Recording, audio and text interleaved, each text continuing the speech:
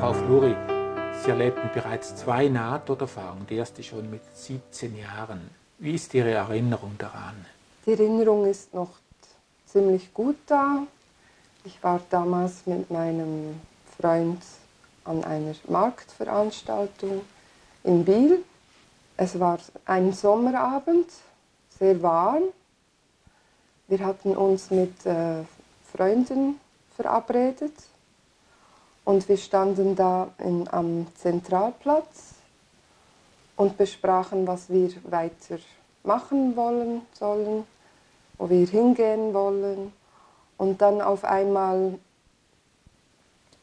wurde alles immer wie leiser. Es war ziemlich laut, es hat viele Leute gehabt.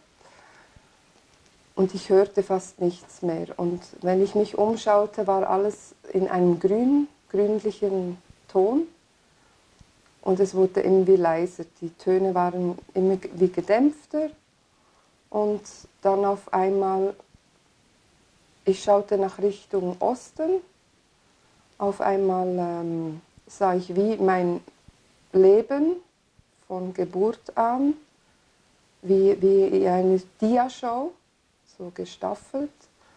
Und als wäre ich wie in einem Tunnel, wie wenn man in einem Zug fahren würde. Die verschiedenen Lebensabschnitte von mir.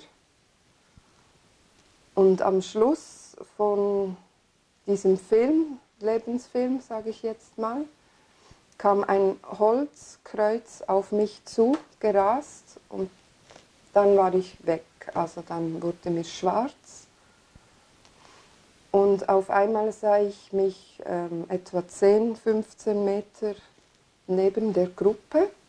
Sie haben einen Kreis um mich gemacht. Ich lag da am Boden. Ich habe das aber noch nicht gecheckt, realisiert. Und dachte nur, wieso stehe ich jetzt 10 bis 15 Meter weiter weg von denen? Und hörte alles ziemlich klar. Also was sie redeten, das hörte ich sehr gut. Sie sagten Dinge wie, was ist denn mit der los? Und ja, gib ihr etwas zu trinken. Und dann sah ich, das ist ja mein Körper, der da liegt.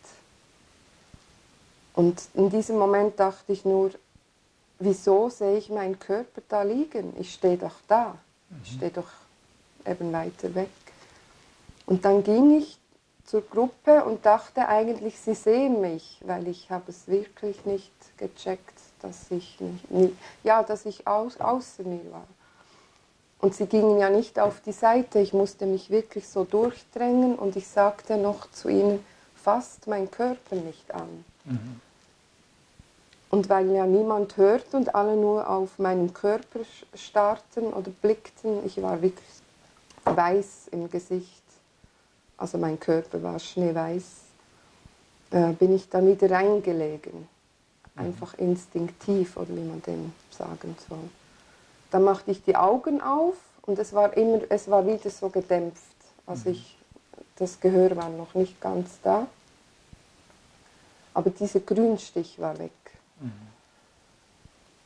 Und dann habe ich irgendwie Wasser getrunken und so und bin dann langsam aufgestanden. Mein Freund hat mich dann aufgehoben und sagte dann nur, ja, ich bringe dich jetzt nach Hause. Du hast wohl einen Kreislaufzusammenbruch gehabt. Und in diesem Moment, als ich wieder in den Körper ging und die Augen aufmachte, fühlte ich mich unglaublich stark. Ich fühlte mich stark wie noch nie und sehr selbstbewusst. Ich hatte damals nicht so ein gutes Selbstbewusstsein, mein Selbstwert. Das Gefühl war, ich fühlte mich minderwertig. Ich wollte immer jedem und allen gefallen.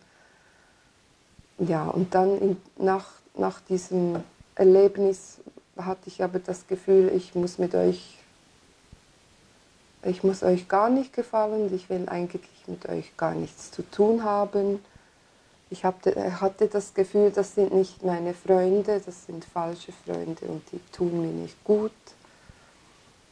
Und ich sagte zu meinem Freund, ja, du kannst mich nach Hause bringen, aber ich wollte eigentlich noch mit ihm alleine eigentlich ein bisschen spazieren gehen, das machten wir dann auch, aber er ist zu Hause. Und ich habe das sehr lange, ich habe das nicht erzählt, was ich dort erlebt habe, weil ich habe es nicht begriffen, was da passiert ist mit mir. Dann hat diese Nahtoderfahrung eine langfristige Wirkung gehabt, dass Ihr Selbstvertrauen nachher besser war, Ihr Selbstwertgefühl. Ja, das hat sich schlagartig wirklich, als ich wieder aufgewacht bin, war ich ganz anders vom Denken her. Noch einmal zurück zu dieser Nahtoderfahrung. Dieser Lebensfilm oder diese Bilder, die Sie da sahen, sind diese noch gut in Erinnerung? Nein, ich kann mich einfach erinnern, dass ich mich als Baby sah, wie ich auf die Welt kam. Und dann kann ich mich noch erinnern an eine Szene mit meinem Bruder. Wir haben sehr viel gestritten, als wir klein waren. Und all meine Verwandten und Mutter und die Freunde, die ich eben hatte, das alles hatte ich da, das kann ich mich noch erinnern. Aber an den ganzen Film, das weiß ich nicht mehr. Das ging auch ziemlich schnell. Das ging so richtig, tak, tak, tak, tak, tak. Also es ging sehr schnell, der Film, ab. Und dieses Holzkreuz, hat das eine spezielle Bedeutung gehabt für Sie, oder? Ich bin nicht religiös, das heißt eigentlich nicht. Darum, ich bin wirklich, es kam so auf mich zugerast, es war zuerst ganz klein und dann wurde es immer wie größer. Und als es vor mir stand, dann bin ich, von da war ich weg. Dann hat es mich wohl umgehauen. Ich denke, das Kreuz hat vielleicht, es kam mir vor wie ein Schmerz, ein riesengroßer Schmerz. Und vielleicht war das symbolisch von Schmerz gemeint. Es war wirklich ein dickes Holzkreuz. Und ich sah eigentlich sonst niemand, also keine Engelserscheinung oder sonst irgendwelche Erscheinungen. Es war nur dieses Kreuz. Sie machten später, nach der Geburt Ihres Kindes, noch einmal eine Nahtoderfahrung. Das war 2012. Ich hatte einen Notkaiserschnitt. Ich hatte 10 Stunden versucht, ihn auf die Welt zu bringen. Das klappte aber leider nicht. Morgens um 7 kam dann die Ärztin rein und sagte, ja, jetzt müssen wir ihn rausholen. Wir haben die Herztöne verloren von den Kleinen. Und 3 Tage später, ich war ziemlich vollgepumpt mit Medikamenten. Ich hatte auch während den Wehen dieser Klick, wo ich immer drücken konnte gegen die Schmerzen. Und ich war ziemlich gelb im Gesicht, also scheinbar hat meine Organe sehr gelitten darunter. Ich kam dann in ein Privatzimmer, weil ich Ruhe wollte. Nach diesem ganzen Schock, sage ich jetzt mal. Ich war ziemlich geschockt, dass das alles so kam. Ich war auch sehr müde, aber ich musste die ganze Zeit meinen Sohn anschauen. Ich dachte mir, ja, er ist so schön und ich konnte fast nicht schlafen, obwohl ich eigentlich so erschöpft war. Dann bin ich wohl eingeschlafen und etwa am Morgen, also 3 Uhr nachts, am Morgen wurde ich wach und sah aber von oben, von der Decke herab, auf meinen Körper und auf den Kleinen und dachte nur, ja, die 2 schlafen ja so schön. Und dann merkte ich, ja, aber wieso bin ich denn hier an der Decke? Und hinter mir fühlte ich ein warmes, bläuliches Licht. Und das war mir sehr angenehm, es war alles so schön leicht und ich dachte, ja, es geht mir jetzt gut. Und plötzlich dachte ich, ja, aber ich liege da und der Kleine auch. Ich kann ich kann und will den Kleinen nicht alleine lassen. Am liebsten wäre ich dort geblieben oder wäre in diesem Licht geblieben, aber ich wollte und musste wieder zurück.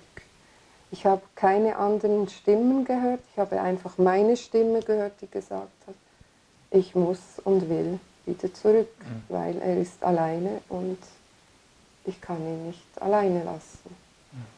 In diesem Moment, als ich zurückging in meinen Körper, ich bin dann richtig so reingesessen zuerst, also zuerst gesessen und dann wieder langsam hinten in meinen Kopf sozusagen. In diesem Moment hat alles wie ein Erdbeben, das ganze Bett hat vibriert und es war ein riesen Krach.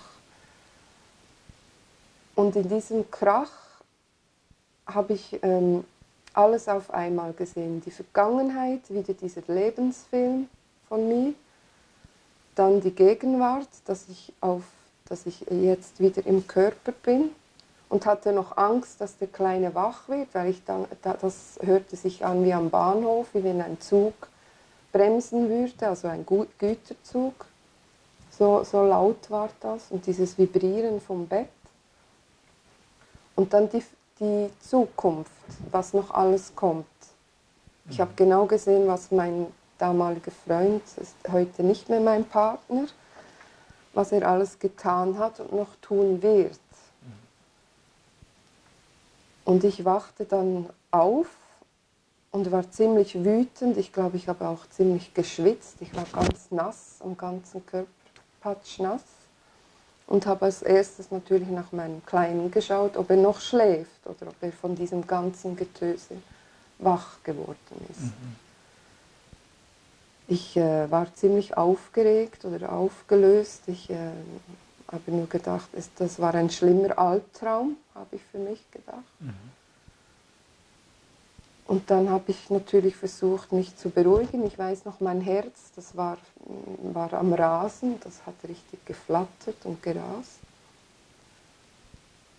Ich habe aber keine Schwester gerufen oder so. Ich habe dann wirklich mir versucht, diese Bilder, die ich alles auf einmal hatte, Visionen, sage ich jetzt mal, versucht noch einmal zu durchgehen. Ja, und dann ist aber auch alles so eingetroffen, wie ich das gesehen habe, also die Zukunft.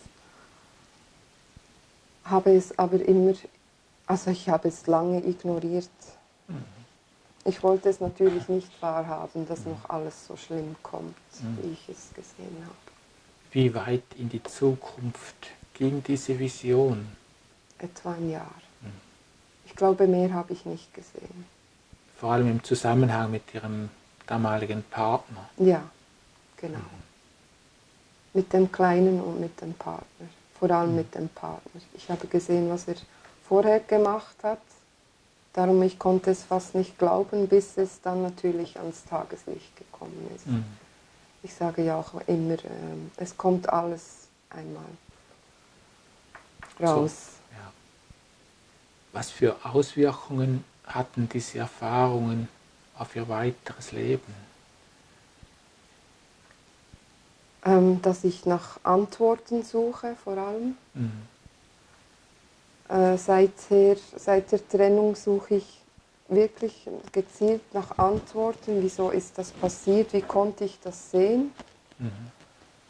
Warum passiert das? Ich fühle mich wie gestraft oder bestraft eigentlich ein bisschen. Und da ich ja nicht gläubig bin oder religiös, bin ich jetzt aber mittlerweile zu Gott gekommen wieder, oder wie man dem sagt. Ich bete jetzt auch regelmäßig und merke, dass es mir langsam besser geht.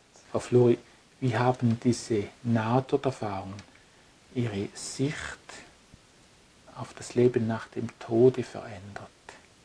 Vorher war ich der Meinung, dass es kein Leben nach dem Tod gibt, dass die Religionen und so weiter und sonstige Erzählungen nur dazu dienen, um die Menschen zu beruhigen, damit sie keine Angst haben müssen. Doch mittlerweile habe ich das anders erfahren, dass es doch ein Leben nach dem Tod gibt und habe seither auch wirklich keine Angst mehr vor dem Sterben. Ich habe eher Angst oder Sorgen nach den Hinterbliebenen.